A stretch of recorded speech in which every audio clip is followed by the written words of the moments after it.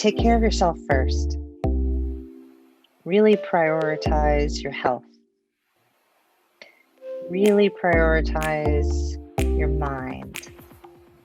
And once you've done that, prioritize the most important people in your life. Spend quality time with them. Pour your love into them with whatever love language they need from you.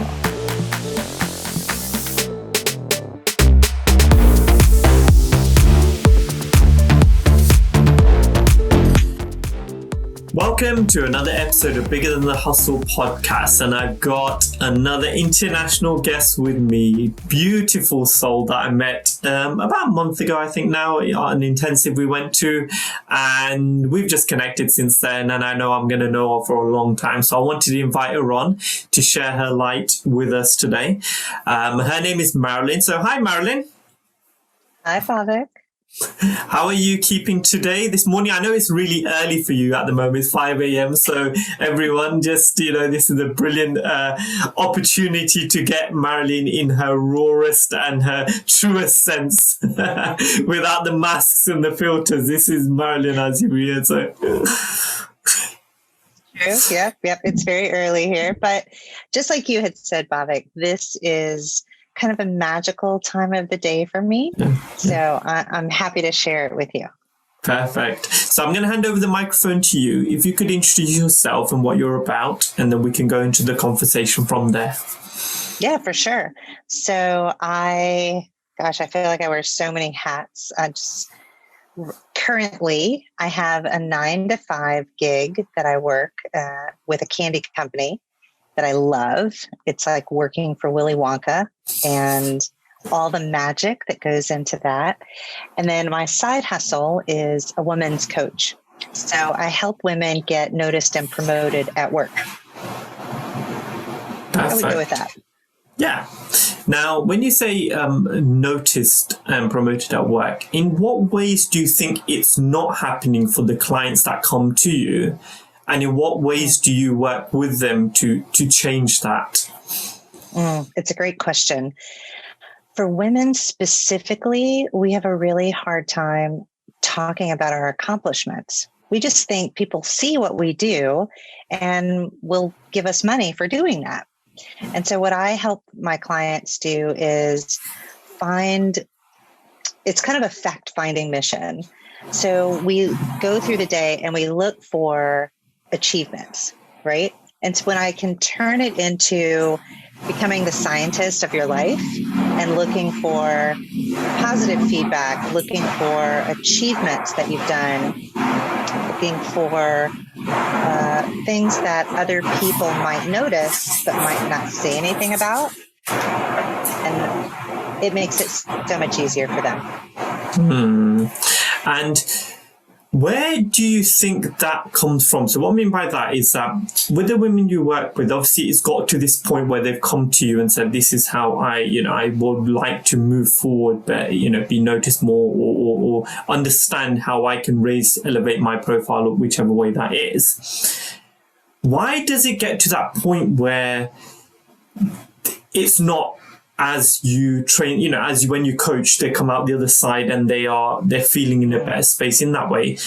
Where do the layers of confusion maybe, or the layers of anonymity come into it, that they start becoming not sidelined, where they may sideline themselves or may not shine their light so bright?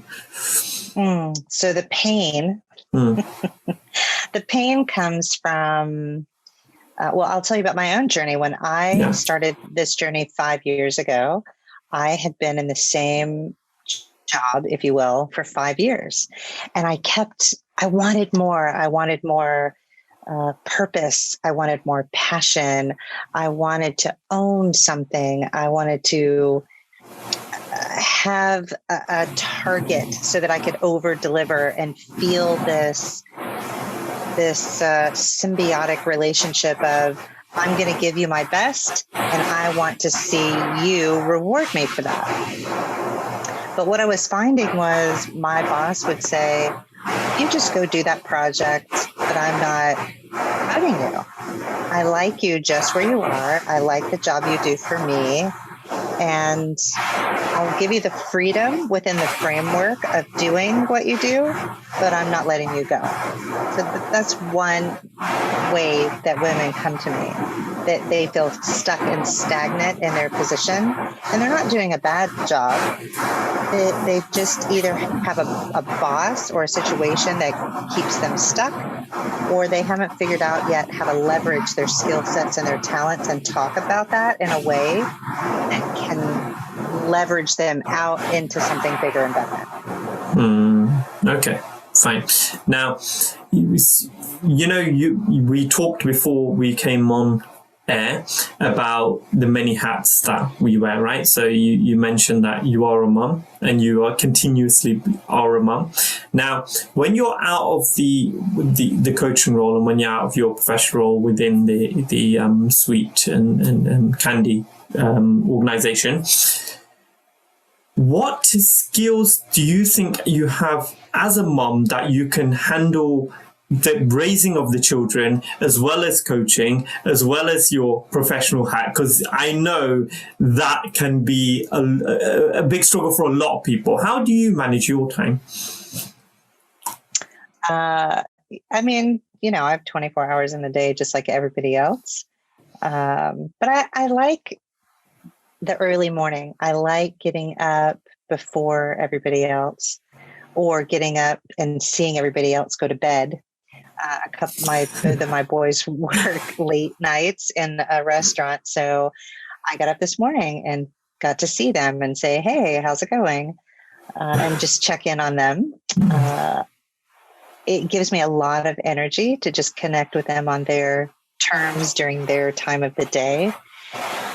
I've been meditating for a very long time. I have a meditation teacher, and she keeps me fresh and just helps me get a center of gravity, if you will, for the day, so that I have a place to start from and then jump off into. I don't know about you, but during the last year, it could have felt like Groundhog Day every day. You're just repeating. You're not going anywhere. Nothing's changing, right? and that meditation helps me get centered and start over and say, okay, today is a fresh day. I'm not going to think about yesterday. I'm not going to think about tomorrow. I'm just going to focus on what do I have on my piece of paper today? And then in the morning, when it's this quiet time, I sketch out what I want to accomplish. And I have a productivity tool, actually, that I've borrowed from Brendan Burchard, which is, what are the 3 things that are going to move my big projects forward today? So for my coaching business, I always prioritize something every day to move that forward. Today, it's being on your podcast, talking to you, reconnecting with you, reliving that RLI experience and that connection of that beautiful space that we had. Right? For my kids, it was connecting with them when they got home from work and seeing them and their girlfriends and just catching up. For my marriage, I sit right next to my husband. So he and I work in the same office. We walk to Starbucks almost every day. And before we were working in an office together, he would call me and say, "Are you ready to go on our coffee break?" And I would say yes. And he would use the mobile app, order me a coffee. I would walk to my Starbucks. He would walk to his Starbucks, and we would talk on the phone there and back. And that was our coffee break. So it's making those, intentional connections that's fills me up and gives me passion and energy to do the other things that, you have to do, the necessity things that, you have to do. It's finding that passion and that energy to shine the light on those and make them just as important. what was great, there's quite a few things I can pull out with everything you've just said there. So first of all, obviously, early mornings, you know, we're in the same boat there. That early morning space is sacred. It's such a nice space to be in where you're not getting there. You know, I decided a while back about not switching my phone on when I first get up, and just so that I can keep myself in a space of groundedness. You know, what's going to build me up for the rest of the day before I switch a device on, before it starts pulling my time and attention away from the things that are important to me. So, you know, getting up in the morning, making lunch for me and my wife, then reading something, and then, you know, spending time on things that I want to spend time on, not where other energies may pull you around. You know, like you said, you may have a client that you're serving that you need to do some work on. You may, you know, the kids may need some stuff doing, but even though you're being productive in all these areas of your life, the most where you can fill yourself up most, so you can be the strongest for everything that comes into your day, right? And you know, I get that. Another interesting thing you said there was about your kids. Now, I know your kids are older, but connecting with them on a level which connects with them. So, you know, rather than we don't need to have the dad or the mom hat on all the time. Sometimes we need the friend hat. Sometimes we need the listener hat. Sometimes we need the lecturer hat. Whatever it is that we, you know, whichever way we need to come. But I think it's so important, like you said, to be adaptable to them as well, in terms of how do they hear me? How do I need them to hear me? They don't, you know, sometimes I may need to say something, but they're not going to hear me if I say it like that. So how can I adapt it so they can hear me?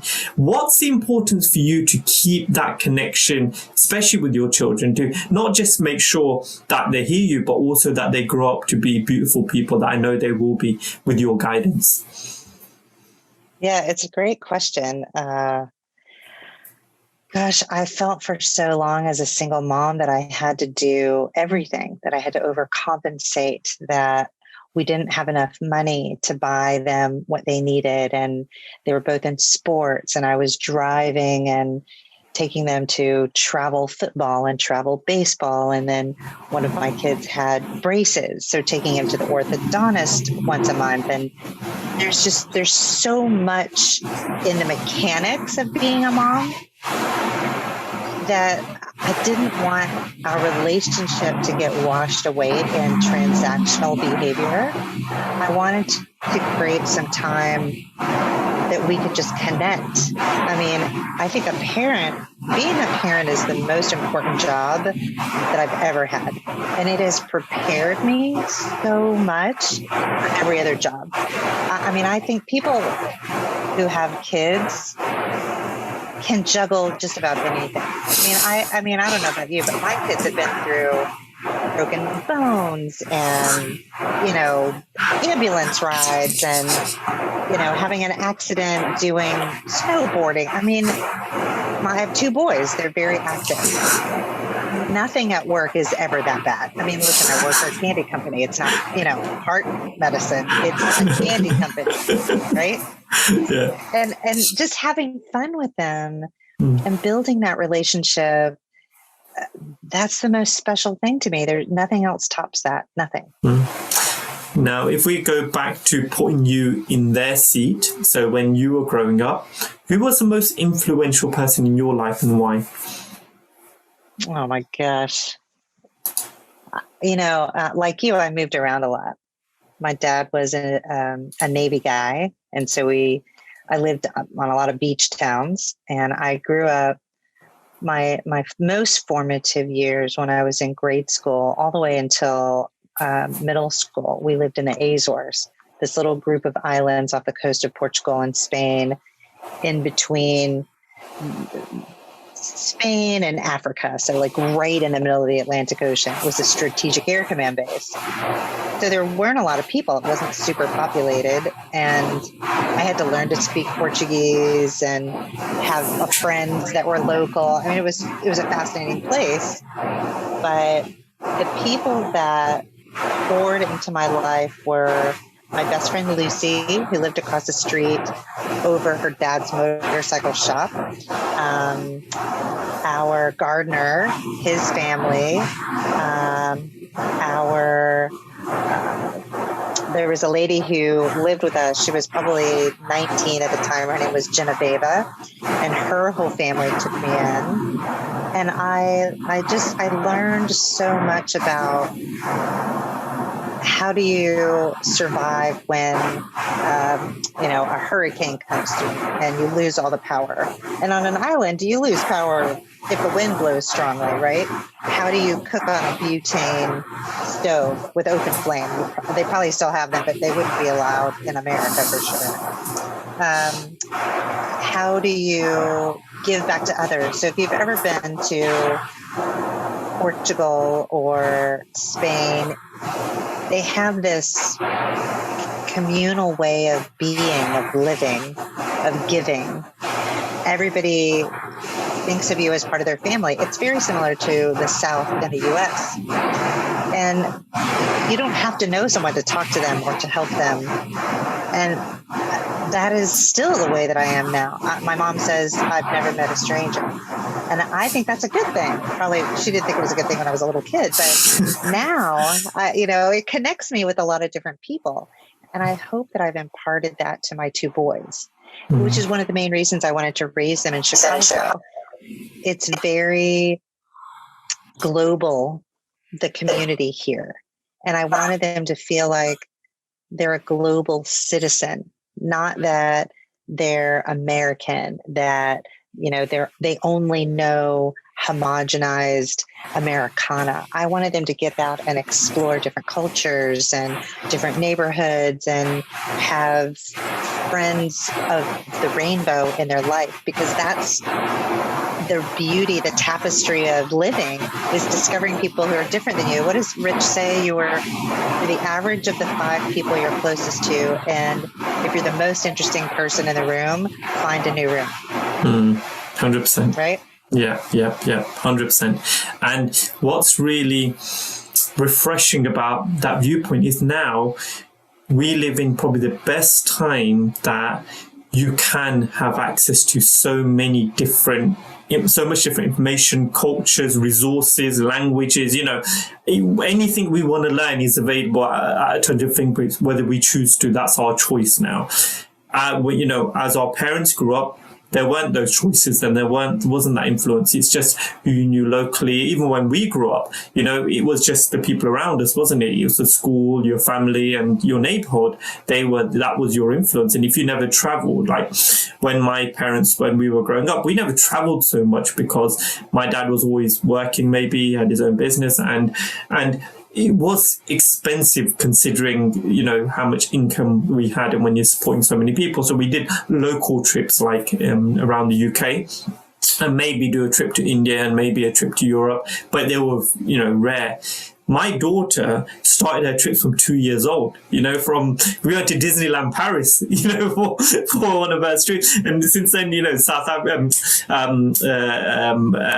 New Zealand, Zambia, there's loads of places we've been to that I would have only, she's 15. She's probably been to more places than I have in my whole life, up to 15. I went to one place by the time I was 15. So it's so brilliant that is available now, but it's how we choose to accept that, isn't it? It's how we choose to either embrace it or deflect it and say, actually, I don't want to be a part of that.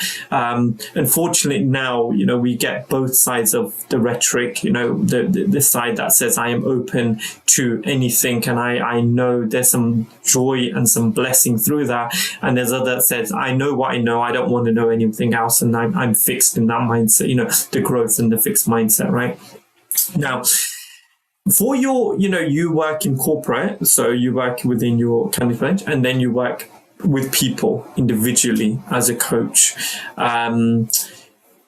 Within corporates, you got obviously a lot of politics and things that happen within that, obviously depending on the size of organization. But when you work in one-to-one, you work with individuals as, the person individually, right? For you as a person, where do you think your strength is professionally so that you can manage both types of organizations, individuals and companies that going into the world that helps you be a more all-rounded person, in life as well. I love that. Yeah, you're right. There's a lot of politics in the world of corporate, for sure.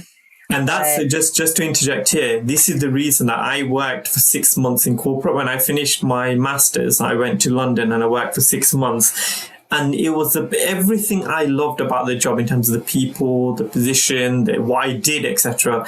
But I hated the politics.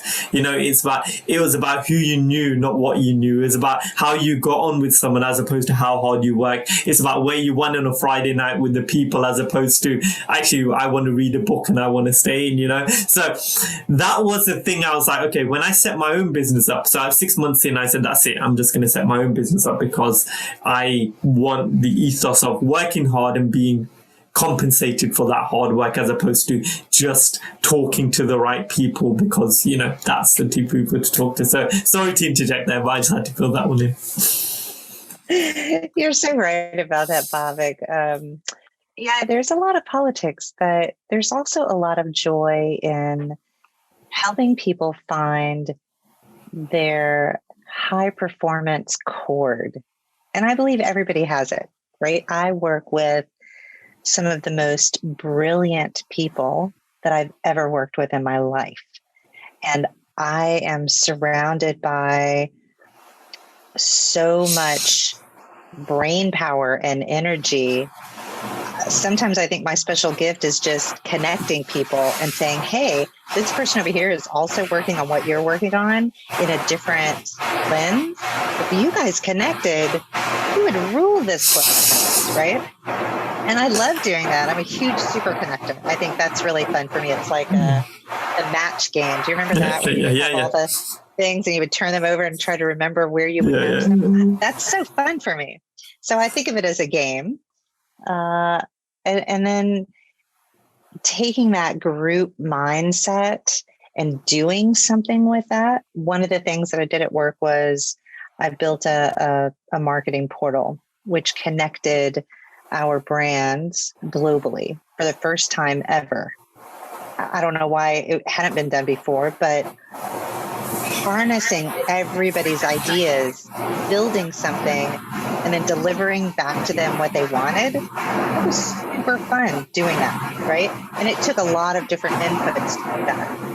When I take that model and then I go to my one-on-one coaching, I use that lens, all the different things that I've learned, right? And then I can connect better one-on-one with the person that I'm coaching. And many times my clients will find themselves in a political stuckness, right? Like they can't quite find a way out of the relationships that they've surrounded themselves with. And many times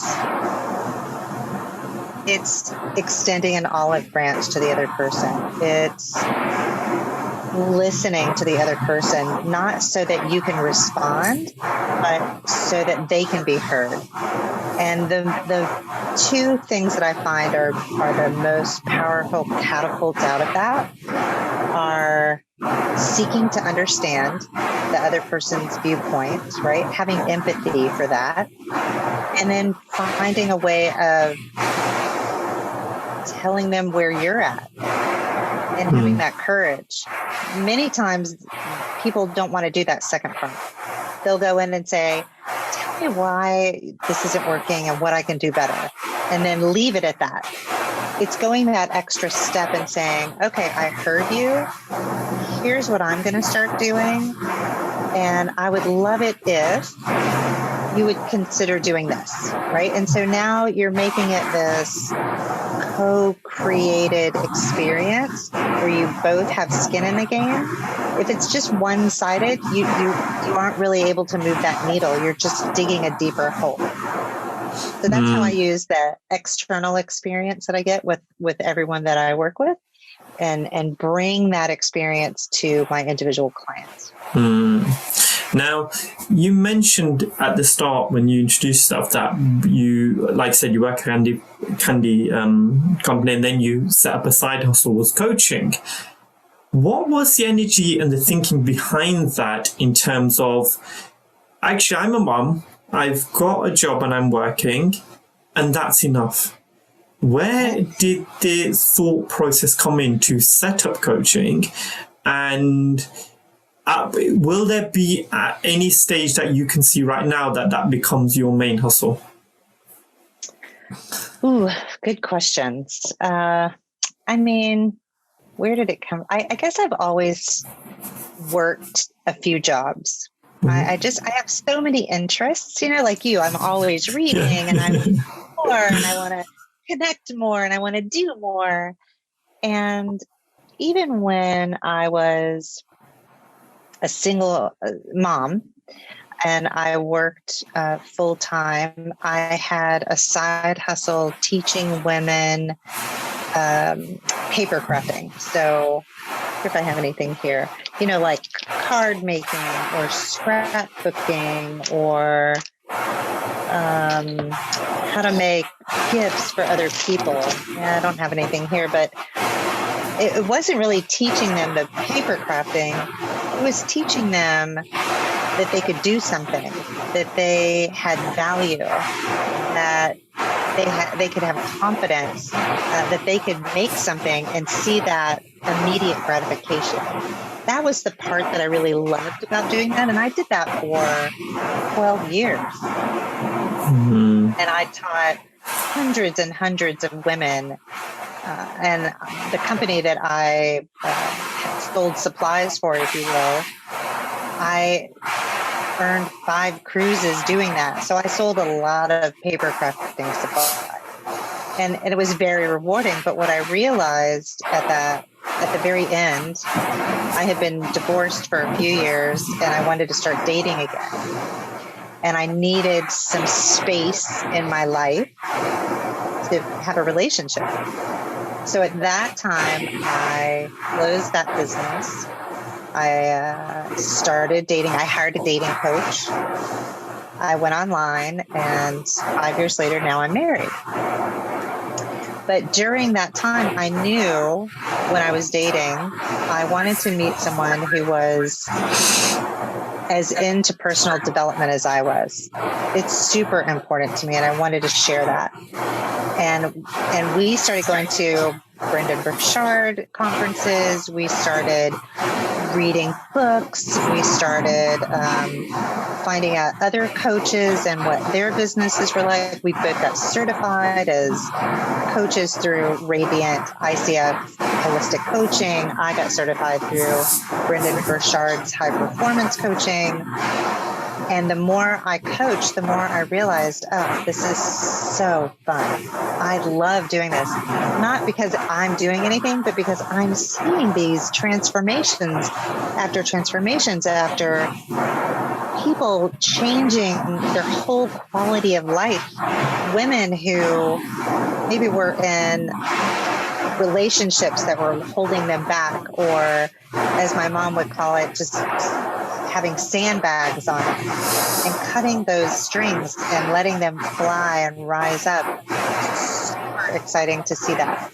Will I ever make it my full-time business? I mean, I love my day job so much right now. I see myself there easily another 10 years. But I think I could do both. I think there's a lot of passion for what I'm doing right now at work. And I think I can have my coaching business as well.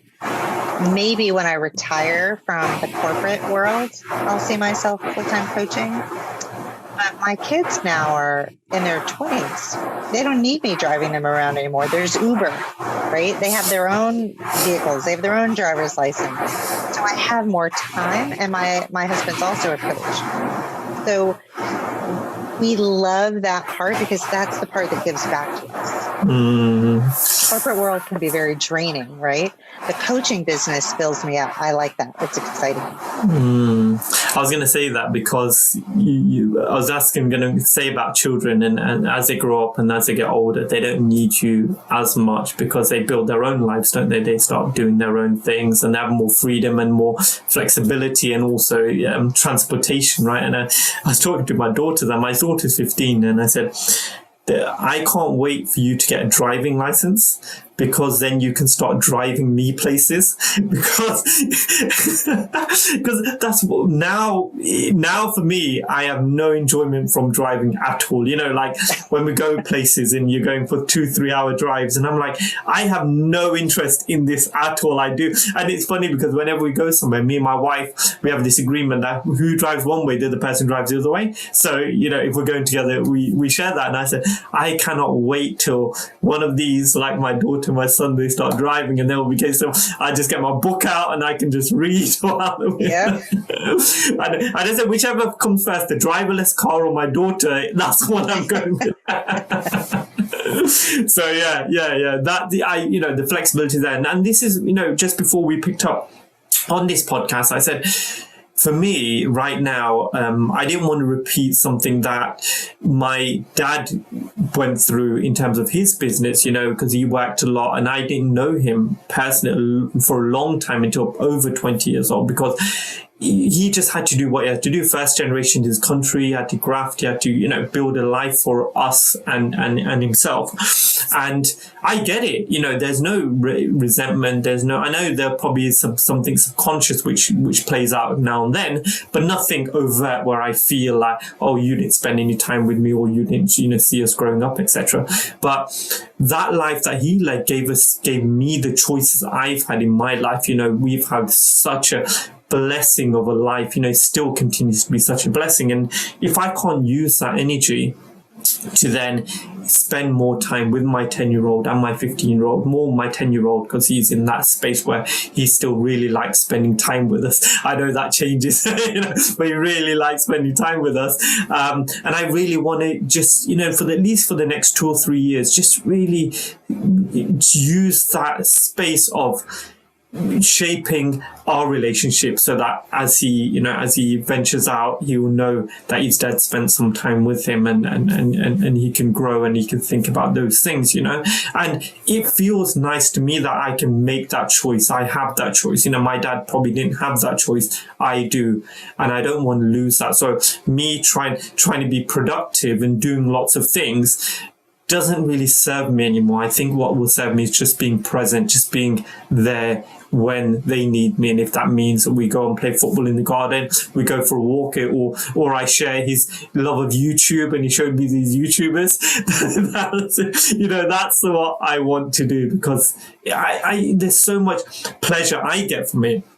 Even though for him it's probably nice to spend time with his dad, there's so much I get from it to just let go of everything which can anchor us down. You know, things happen at work, things happen outside, there's, you know, whatever it is. But it's nice to be in a space of a 10-year-old that doesn't think in that way, that just wants to play or just wants to explain why the horse sitting under the donkey is so funny. That, it's those videos, you know. So yeah, I'm glad that I can see that now, that I can still draw that in right now into my life. So I just wanted to share, obviously, that with you. Now, yeah. As a mum, that's being a single mum before you met your husband now.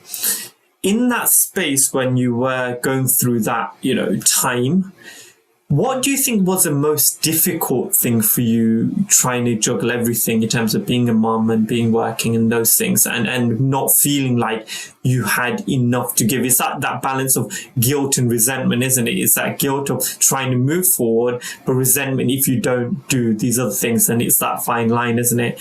What was your experience like during that time, and how can you draw upon that now to feel so much more blessing with it, the life you have now?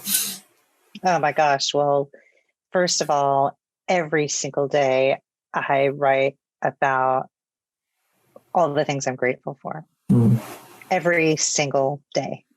It is I mean, I think about my life when we moved into our first apartment and I took the boys and all we had were their clothes and 2 twin beds and a blow-up bed. That was it. And all my girlfriends came and brought me furniture and filled my house with all the things I needed. I was just so grateful. Even then, I was grateful to have the freedom to raise them the way I wanted to raise them, to have a clear, energetic space that they could grow up in and be happy in. But yeah, you're right. There were a lot of tough times where I was torn between, I have to go to work and one of the kids is sick and they can't go to school. And there was no work from home then.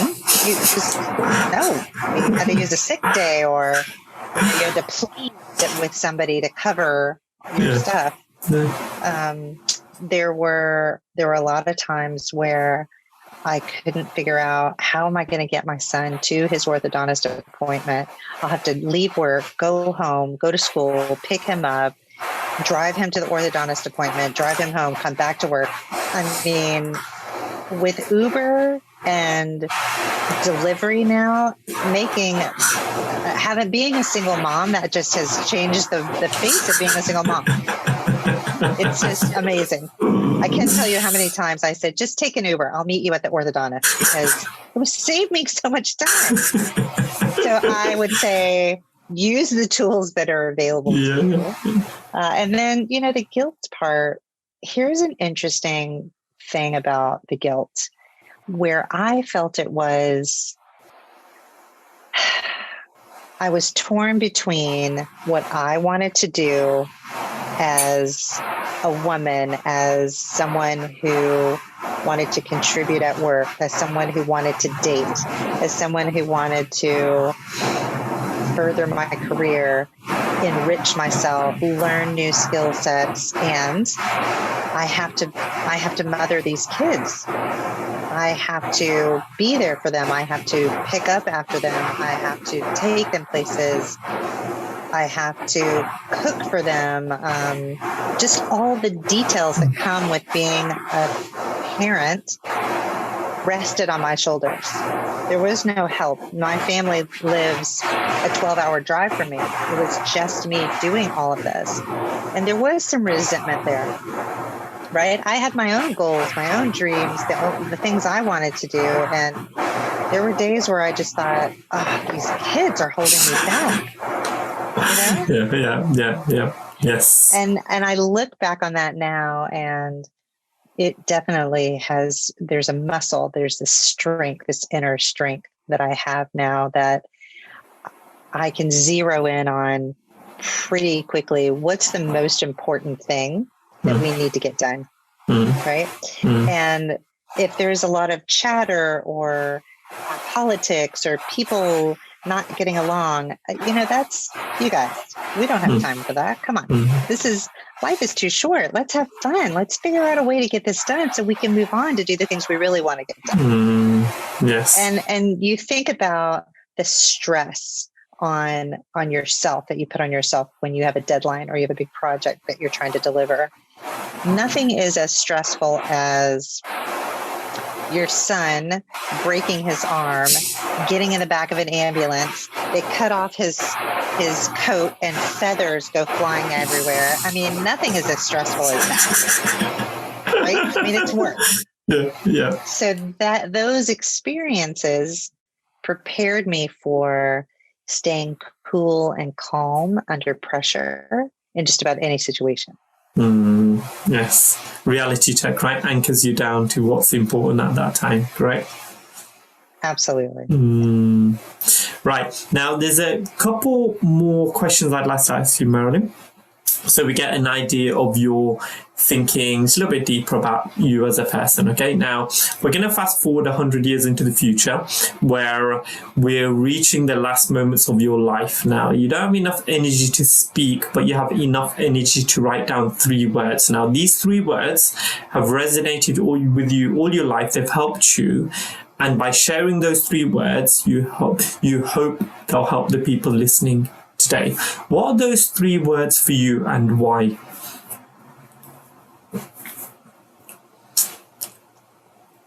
I would say connect with others. Like I said at the top of the show, my dad was a Navy guy, which makes me a Navy brat. I was also adopted, and I'm an only child. And on the scale of the Myers-Briggs, if you will, I'm right on the borderline of an extrovert and an introvert. So I get my energy from both. I love talking to people one-on-one. I love talking to people in a crowd. I love to be at home and read. But what I have found is when I look back over all the experiences of my life, they're with other people. And if I can get in my own head, which is easy to do, I have a very specific way that I think about things. I see things in solar systems, right? And the interconnectedness of all the planets. That's how my brain thinks. I don't see things as sequential or dominoes. My brain doesn't work like that.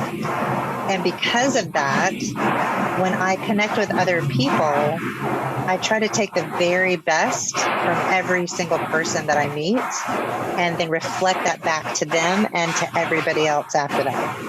And that has been the biggest blessing of my life. Yeah, and I can tell by the way you express how you feel and you see that this sits deeply with you. And thank you for sharing that. This podcast is called Bigger Than the Hustle, and right now you're bigger than the world. So I've got you a microphone that's connected up to 7.58 billion people on this planet. They can all hear you. They're all conscious. They're all awake. There's no language barrier, and they can all hear what you're saying.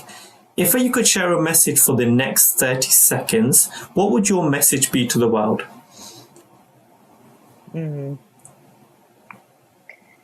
Take care of yourself first. Really prioritize your health. Really prioritize your mind. And once you've done that, prioritize the most important people in your life. Spend quality time with them. Pour your love into them with whatever love language they need from you. If that is gifts of words or things that they love, presents, or spending time, whatever their love language is, find out what it is and connect with them on that. And don't take your life so seriously. Have fun every single day and make it a party, make it exciting. Make it so that if you're in a relationship with someone, they want to be in the relationship as much as you do. Be the person that you would want to be in a relationship with. And use that as your mantra. Would I want to be in a relationship with me? Am I fun? I mean, I think I'm funny, but does my partner think I'm funny, right? So have those lenses, both internal and external. And it's so important that. So thank you for sharing that. I when you said about not taking things so seriously, I think for a lot of my life, I think I've taken myself too seriously, and I'm just trying to let go of that and just where you feel it's so important what you're saying, when you realize that actually it's not accepted in the way, because your kids will tell you no, that just you're being a dad now, just be quiet. And I think that's the best grounding that I can have at any time, to be honest. So I'm blessed to have them in my life. But at this juncture, Marilyn, I'd really like to thank you. Thank you for coming on and being a guest today, obviously. Thank you for the way you share in the world. I'm so glad the universe put us together in our group and the way we've connected and how we've continued on our journey. I know I can reach out to you anytime for any help and support I need. So thank you for being the person you are. Thank you for being authentic. Thank you for just sharing. And I feel the love and your energy coming through the screen, even though we are, continents apart, we're close. And I always believe in the symbiotic system of humanity. We are closer than we think. Even though we're physically far, we are still connected really close. So thank you so for sharing my journey. Thank you for being in my life as well. Just before we go, Marilyn, is there anything else you'd like to say? I'm so grateful that we met, Bhavik. When I first saw you come on our group in RLI, and you were kind of new on your journey, and the thing that I loved about you so much was what a connector you are, and how you reached out, and how you were vulnerable, and how you made everybody else just feel at home with who they were and accepted. That's such a gift. I don't know if you give yourself enough credit, because it just comes so natural for you, right? But it's a gift. Trust me on that. Thank you for having me today. I really appreciate the time. No, it's all. Thank you so much, Marilyn. You are a sister to me, so thank you. Thank you so much. Now, this podcast is Bigger Than The Hustle. I'm Bhavik Patel. I'm your host. And a few thoughts to leave you with before we go. Big energy leads to big thoughts. Big thoughts lead to big ideas. Big ideas lead to big actions, and big actions lead to a big life. So keep thinking big. Until next week, goodbye. Living a life of radical freedom is 100% available to you. But we have to acknowledge that freedom starts with being free from our own thoughts.